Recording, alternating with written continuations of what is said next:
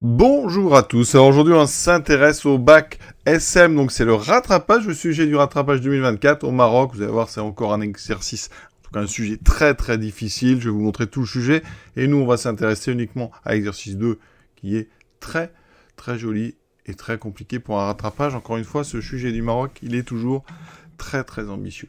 Donc exercice 1, donc sur 6 points et demi, on fera ça bientôt. Donc on est sur les fonctions études. Ensuite, l'exercice qui nous intéresse aujourd'hui, donc une intégrale avec des sommes. Donc vous allez voir somme de Riemann, pas mal d'encadrement, donc du travail. Ensuite un exercice 3, donc sur les complexes, avec ici une partie 2 avec rotation. Vraiment on est sur du classique par contre. Exercice 4, on est sur structure algébrique avec des groupes. Et on terminera avec un exercice 5, donc aussi classique, avec donc les congruences. Donc on est parti, nous, en ce qui nous concerne. Aujourd'hui, c'est l'exercice 2, 3 points de nuit. On est parti, premier calcul, une intégrale, que vous allez reconnaître très vite. C'est du classique. Ensuite, une somme, tout de suite, somme de Riemann. Et après, des encadrements. Pour cette question 1a, il faut connaître une primitive de la fonction qui est sur 1 plus x carré, c'est arctangente. Donc ici, on aura donc arctangente, pris entre 0 et 1. Donc ça fera arctangente de 1 moins arctangente de 0. Il faut connaître ces valeurs. Arctangente de 1, c'est pi sur 4. On sait que tangente de pi sur 4 vaut 1. Et ensuite arctangente de 0, c'est 0. Donc on a pi sur 4 moins 0, donc pi sur 4. Voilà. Donc une première question facile, c'est du cours. Une deuxième question aussi assez simple, malgré la forme, qui peut paraître comme ça compliquée.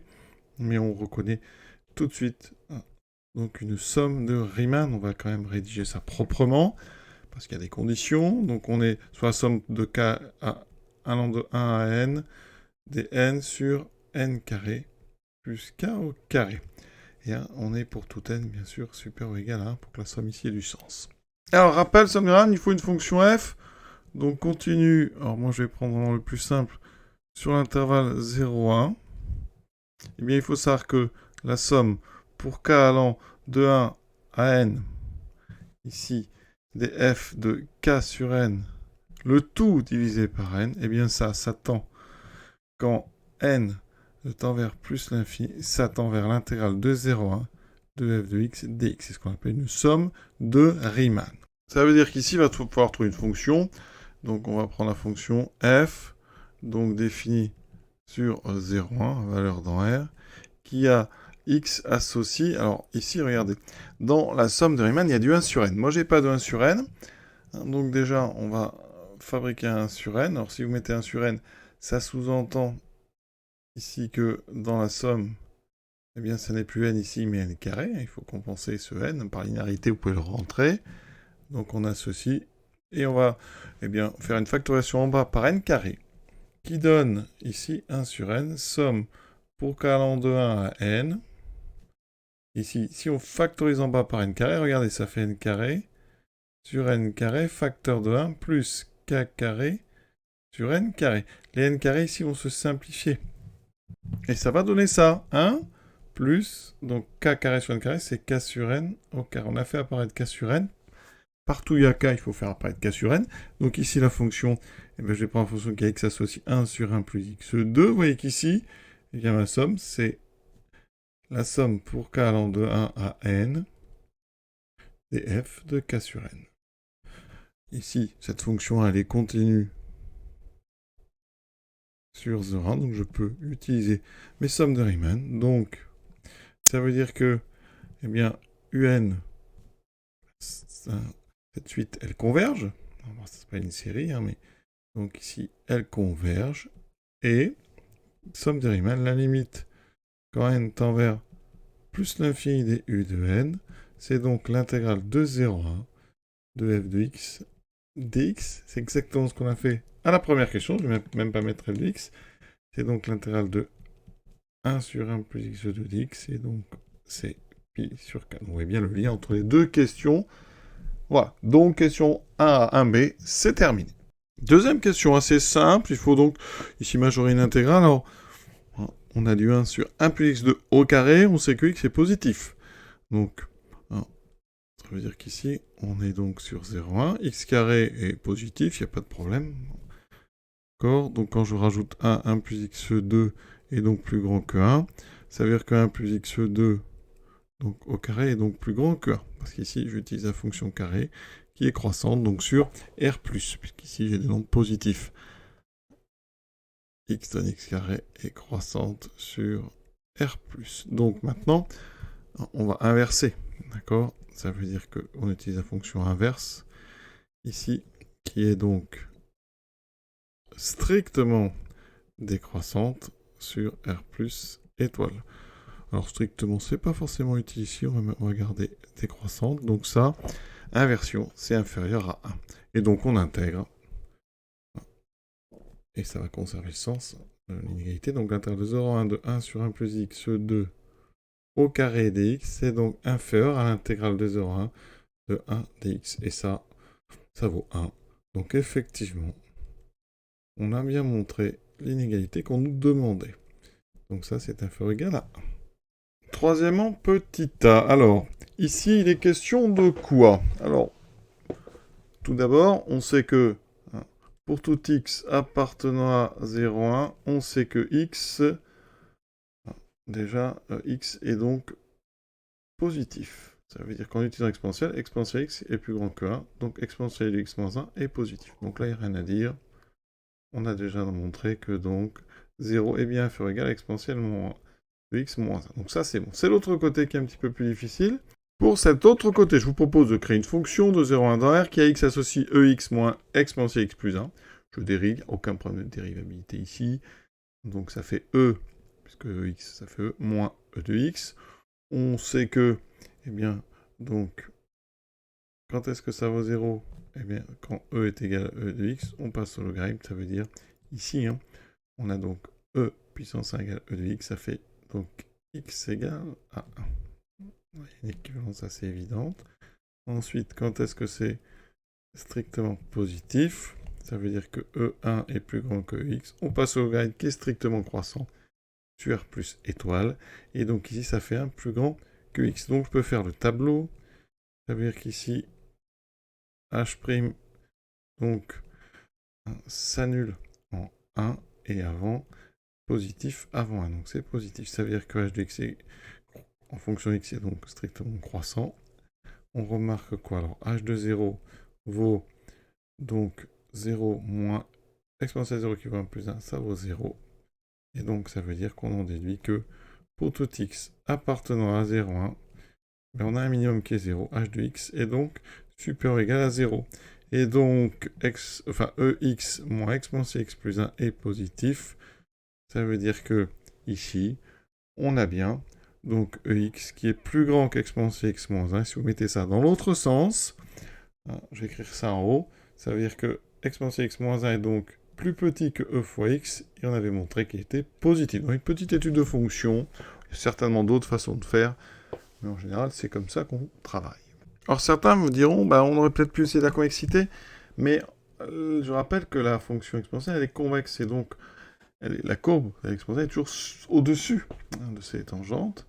Donc ça nous donnerait plutôt du e de x supérieur ou égal à quelque chose. Donc là, comme on a dû faire, on procède autrement par une étude de fonction. Alors après, il y a une autre méthode, ce qu'on appelle donc l'inégalité des accroissements finis. On sait que, en posant, donc, je vais prendre, alors, ici, je vais prendre k de x égale exponentielle x, on est sur 0,1. On sait que k', donc c'est e de x. On sait que, eh bien, exponentielle est croissant, ça veut dire que k' est donc entre exponentielle 0 et exponentielle de 1. Donc k' est entre 1 et e. Inégalité des accroissements finis, qu'est-ce qu'elle me dit? Eh bien, pour tout x appartenant à 0,1, on a e de x moins e de 0 sur x moins 0, qui est donc compris entre le minimum de la dérivée et le maximum de la dérivée. Ça donne ceci. Et si, alors évidemment, comme on a une division par x ici, on se méfie un petit peu, parce qu'après, si on multiplie par x, donc on va se mettre sur l'ouvert ici. Ça veut dire qu'on a e de x moins 1, vous voyez, qui est donc entre x et e fois x. voyez? Et donc ici, alors vous pouvez même mettre ici donc un supérieur ou égal à 0, comme ça ici, vous aurez directement le côté gauche, et vous aurez ici le côté droit, donc e de x moins 1 est bien entre 0 et ex, donc un encadrement, donc des accroissements finis avec la fonction exponentielle sur l'intervalle 0,1. Alors vous voyez que là, j'ai un ouvert, évidemment quand on remplace x par 0, hein, eh bien l'inégalité, elle est valable parce que e de 0 moins 1, ça vaut 0, et e fois 0, ça fait 0. Donc on a bien l'inégalité, enfin l'encadrement qui est valable pour x égale 0. Donc c'était une autre façon de procéder. Moi je préfère l'étude de fonction, mais c'est assez joli, il faut quand même le remarquer. Ça permet de rappeler l'égalité des croissance finie. Hein, la fonction avec laquelle on travaille ici, donc k, est dérivable. Hein, donc dérivable sur 0,1. Donc on peut tout à fait utiliser l'inégalité des accroissements finis. Pour l'encadrement suivant, je vous propose d'intégrer sur l'intervalle 0,1. Ça veut dire qu'ici, on a cet encadrement qui est valable pour x allant de 0 à 1. Donc, je vais l'utiliser en changeant la variable. Ici, ça veut dire que je peux appliquer pour tout réel t entre 0 et 1. Et ça donne donc exponentielle t moins 1 est entre 0 et e fois t. Et on va intégrer entre 0 et 1. Donc, on intègre sur l'intervalle 0,1. Ça donne intégrale de 0,1 de 0 dt est égal à l'intégrale, est inférieur ou égal à l'intégrale de 0,1 d'exponentielle t moins 1 dt, qui est inférieur à l'intégrale de 0,1 de e de t, enfin e fois t, pardon, dt. Donc ici à gauche, ça fait 0. Ici, hein, on a donc une intégrale calculée. Primitive, on va prendre exponentielle t moins t, pris entre 0 et 1. D'accord? Ici, donc ça fait e fois l'intégrale de 0,1 de t dt. Alors le souci en faisant ça, vous voyez, c'est qu'il n'y a plus de x. Donc l'astuce, c'est justement ça. On ne va pas intégrer sur 0,1, mais on va intégrer sur 0x. D'accord? Et en prenant un soit x, donc appartenant à l'intervalle 0,1. Et on va intégrer sur 0x. Donc ici, oui, je vais enlever ce 1. Et ça va fonctionner très bien, parce que regardez ce que ça donne. Intégrale 0x, 0x, 0x, ici donc entre 0x. Donc, je fais mes calculs, 0, ici je remplace par x, exponentielle x, moins x, moins la valeur en 0, exponentielle 0 vaut 1, moins 0, donc on obtient exactement exponentielle x, donc moins x moins 1, c'est-à-dire exponentielle x moins 1 moins x. Et là, on va intégrer, donc t, c'est donc t carré sur 2, pris entre 0 et x, et donc on obtient exponentielle x moins 1 moins x ici, inférieur à. Donc, je remplace t par x, ça fait e. Donc, e sur 2 est ici, e sur 2 fois x carré. On a exactement ce qu'on voulait. Et x a été pris dans 0,1. Donc, on a terminé, vous voyez. Donc, c'est assez subtil. On utilise l'encadrement précédent en mettant comme variable t. Et on intègre sur l'intervalle 0x, en prenant bien sûr x positif. Et entre 0 et 1. Voilà, question 4. C'est un exercice quand même compliqué. Regardez maintenant, on considère donc Wn, c'est une somme, avec ici exponentielle qui revient, ce n sur n carré plus k carré. Donc première question, il faut encadrer Wn moins u de n. Alors déjà, on va regarder ce que c'est. Donc Wn moins u de n, donc c'est deux sommes. Donc ça va être, on va mettre ça sous forme d'une seule somme. C'est la somme de k égale à n, donc les Wn, c'est l'exponentielle de n sur n2 plus k carré moins 1. Et là, on va mettre ce qu'il y avait dans un, c'est-à-dire moins n sur n carré plus k carré. Et là, on va utiliser la question précédente. On sait que, donc déjà, il faut montrer qu'on peut l'utiliser, donc il faut montrer qu'on est sur 0,1. Alors déjà, k est entre 0 et n, d'accord? Donc, k carré est entre 0 et n carré. Ça veut dire que k carré plus n carré est entre, donc, n carré et 2n carré. Donc en inversant, on a ici, donc n est supérieur ou égal à 1, donc là c'est strict, je peux utiliser la fonction inverse. Donc on aura ici 1 sur 2n carré, et ici 1 sur n carré. Maintenant on multiplie par n, donc on a, donc à gauche ça fera 1 sur 2n, ici je reconstruis n sur, donc n carré plus k au carré, n ici, plus petit que 1 sur n. Et vous pouvez remarquer ici, n est plus grand que 1, donc ça c'est plus petit que 1. Et ça c'est, on va dire, évidemment supérieur ou égal à 0. Donc ça veut dire que,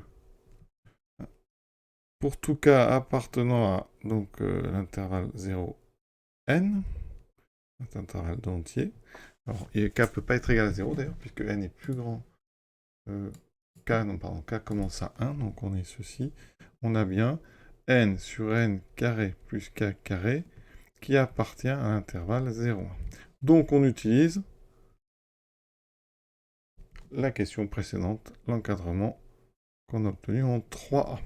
Et donc ça veut dire que l'exponentielle de n sur n carré plus k carré moins 1 moins n sur n carré plus k carré, c'est exactement l'encadrement précédent. On utilise 3 avec x égale à n sur n carré plus k au carré. Donc je remplace ici. Et donc ça sera entre 0 et e sur 2 fois donc le carré de x, c'est-à-dire n carré sur n carré plus k carré au carré. À droite, on a un carré en haut, un carré en bas, donc on peut ici regrouper ça sous forme ici du carré d'un quotient. Voilà. Et on n'a plus qu'à sommer. Donc on somme. Il n'y a pas de t. On somme pour k allant donc de 1 à n. Donc à gauche, j'aurai 0. Inférieur égal à la somme, donc pour k allant de 1 jusqu'à n. Donc des exponentielles n sur n carré plus k carré moins 1 moins n sur n carré plus k au carré inférieur à... Ici on fait une somme, et e sur 2 c'est un coefficient constant, donc on le sort. E sur 2, et on aura la somme pour k allant de 1 à n, des n sur n2 plus k carré au carré. C'est exactement ce qu'on voulait montrer. Donc vous voyez, pour l'instant, ça se suit très bien ce point. C'est pas facile, mais tout déduit assez simplement des questions précédentes. Ensuite, on s'intéresse à la fonction qui a x associé 1 plus x2 exposant moins 2. On est sur 0, 1. Alors, comment montrer que cette fonction est strictement décroissante? Alors, je peux vous proposer de dériver. Donc là, on va l'appeler L. Donc, on a L de x qui est, alors, on va remettre un exposant positif. Ça fait du 1 sur 1 plus x2 au carré. L est dérivable sans aucun problème sur 0,1. L est dérivable sur 0,1, puisqu'on a dessous c'est dérivable, et ça ne s'annule pas, c'est toujours plus grand que 1. Et on a donc L' de x, qui est donc, on est sur du 1 sur u carré, donc je rappelle que la dérivée de 1 sur u carré quand u est dérivable et non nulle sur l'intervalle, ça fait donc du moins 2u' sur u au cube. Donc ici, moins, donc 2 fois la dérivée de 1 plus x2, c'est-à-dire 2x, sur 1 plus x2 au cube. D'accord? Et on voit bien qu'ici, sur l'intervalle 0, 1, L', en haut c'est strictement positif, en bas aussi, et donc c'est strictement négatif. Vous remarquez qu'L' de 0 vaut 0. Donc ça veut dire que L est strictement décroissante. Donc sur... Alors, avec ça, c'est sur 0,1. Mais comme elle est continue, eh bien, ça veut dire qu'on peut étendre la stricte décroissance au fermé. On a une dérivée qui ne s'annule qu'une seule fois au bord gauche de l'intervalle. Donc la stricte croissante, elle peut être mise sur l'intervalle fermé 0,1. Donc c'est ce qu'on voulait montrer. Question C. Alors ici, en déduire que pour tout n supérieur à 1 et pour tout entier, donc dans l'intervalle 1n, on a donc ceci. Donc, alors ça veut dire qu'on va utiliser, il faut utiliser, puisque c'est marqué en déduire, il faut utiliser la stricte décroissante donc de la fonction qu'on vient d'utiliser. On voit aussi qu'on a une intégrale de k-1 sur n à k sur n, donc on va se placer donc soit donc x appartenant à l'intervalle donc k-1 sur n, k sur n. Alors je vais prendre x entre k-1 sur n et k sur n. Alors ça veut dire que x, donc déjà, il est donc entre k-1 sur n et k sur n, il est donc positif, parce que k il est supérieur ou égal à 1, d'accord? Et il est plus petit que 1, ce x, parce que k sur n, n k est plus petit ou égal à n. Donc, on a ceci, on va utiliser la fonction précédente, qui est décroissante, donc il y a inversion de l'ordre. Ça veut dire qu'ici, quand vous avez donc 1 sur 1 plus x2, donc à l'exposant au carré, je vais le mettre comme ceci, hein, eh bien, ça sera donc inférieur, alors c'est coincé, alors il y a inversion de l'ordre, donc le k sur n, l'image du k sur n va être à gauche, donc on a ceci, 1 sur, donc 1 plus k sur n au carré, au carré. Bon, et de l'autre côté, je ne vais pas m'en servir, hein, mais j'ai ceci. Au carré, au carré. Donc moi, je vais me servir hein, du côté ici gauche.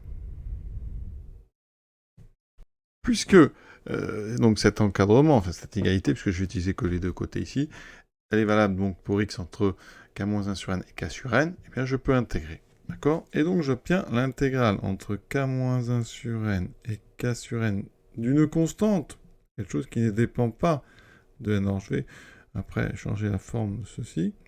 On intègre par rapport à x, donc j'ai dx. Et ici, vous voyez, je retrouve l'intégrale de k-1 sur n à k sur n. Alors je vais l'écrire comme il est écrit ici, hein, c'est ce terme-là, là. Donc on a du 1 plus x2 à la puissance moins 2, et donc dx. Donc j'ai bien le côté droit. Par contre ici, il faut que je travaille un petit peu le côté gauche. Donc c'est une intégrale d'une constante, donc la constante va sortir, vous multiplierez par la largeur de l'intervalle. Mais quand on fait k sur n moins k moins 1 sur n, ça donne 1 sur n. Donc ça veut dire que ici, du côté gauche, j'ai exactement 1 sur n fois la constante. 1 sur n fois 1 sur donc 1 plus k sur n. Alors, je vais remettre l'exposant moins 2. Donc là, j'aurai du 1 plus k sur n au carré exposant moins 2. Plus petit exactement que la bonne intégrale. Donc on a terminé cette question. Pour la question donc 5a, il faut un petit peu relier tout ce qu'on vient de faire. Alors regardez, on avait, donc nous, hein, ce qui nous intéresse, c'est de revenir à w-n. W-n, on l'a encadré, hein, on a dit quoi? Que 0 était inférieur ou égal à wn moins un, inférieur ou égal à, donc e sur 2 fois la somme de k égale 1 à k égale n des n sur n2 plus k carré d carré. Il faut que je trouve le lien avec ce qu'on vient de faire. Moi, je viens de majorer quelque chose ici avec du k sur n. Donc, ce qu'on vient de faire, c'est on avait du 1 sur n fois 1 plus k sur n au carré exposant moins 2. Donc, je remets un exposant un peu plus, enfin un exposant positif, j'obtiens ceci, et donc j'aurai 1 sur.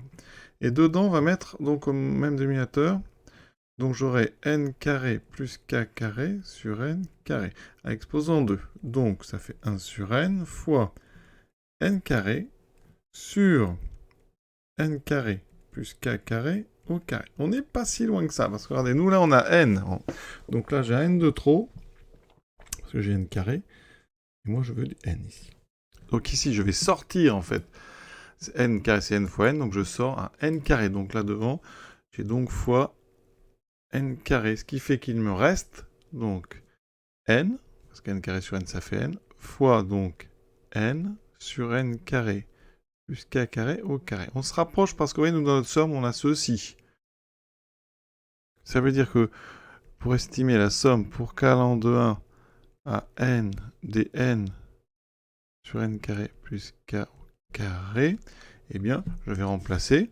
Hein, j'ai exactement ceci, mais il y a un n là en trop, donc ça sera 1 sur... Alors, le 1 sur n sera dans la somme, donc on va aller doucement pour bien vous comprendre. Ça fait somme de k égale 1 à k égale n, donc des 1 sur n fois donc 1 sur n fois 1 plus k sur n au carré à la puissance moins 2. Et ce 1 sur n, je vais le mettre devant, d'accord?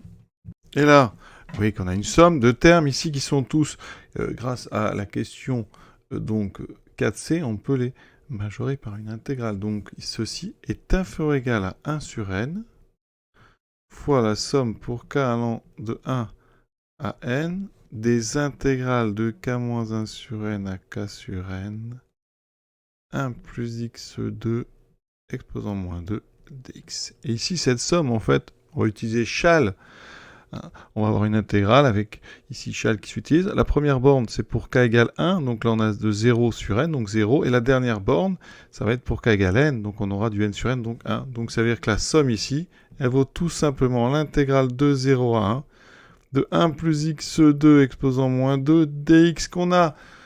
Et c'est la question, en fait, ici, 2. Et cette intégrale, elle est plus petite que 1. Donc ça va être inférieur ou égal à 1 sur n.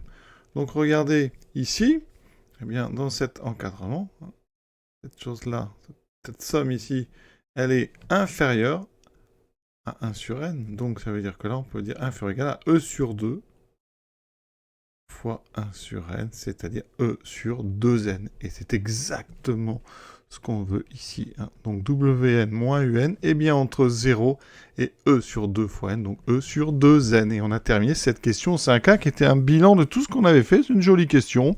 Bilan de tout ce qu'on a fait dans le sujet. Et il nous reste, grâce à ça, une dernière question, la convergence de wn.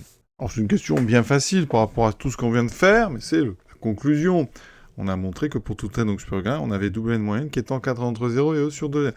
Là, c'est le théorème des gendarmes. La limite donc de e sur 2n, c'est égal à 0, quand n tend vers plus l'infini. Donc, ça veut dire qu'à gauche, ça tend vers 0. Quand n tend vers plus l'infini, parce que c'est toujours nul. À droite aussi. Théorème donc d'encadrement ou théorème des gendarmes. Eh bien, ça veut dire que la limite de wn moins u de n est égale à 0. Or, la limite, on a déjà calculé la limite de un quand n tend vers plus l'infini, on a dit que c'était pi sur 4. Donc, ça veut dire que la limite donc de wn, hein, eh ben, déjà elle converge, hein, c'est-à-dire que wn converge, et sa limite est la même que celle de un, c'est pi sur 4, puisque un converge, wn converge, et ils ont même limite. Et donc, limite de wn, c'est pi sur 4. Et on a terminé. C'est très joli exercice. 3 points et demi pour ça. Vraiment encore chapeau. Chapeau les Marocains, parce que c'est vraiment des superbes sujets. Hein. 3 points et demi pour ça. Il y a énormément de choses. Alors, ça se fait quand même assez bien. Mais techniquement, c'est solide. Et c'est très, très bien pensé. Voilà. Je vous souhaite une bonne fin de journée. Encore une fois, quel beau sujet, ces sujets marocains. On n'arrête pas de le dire, mais...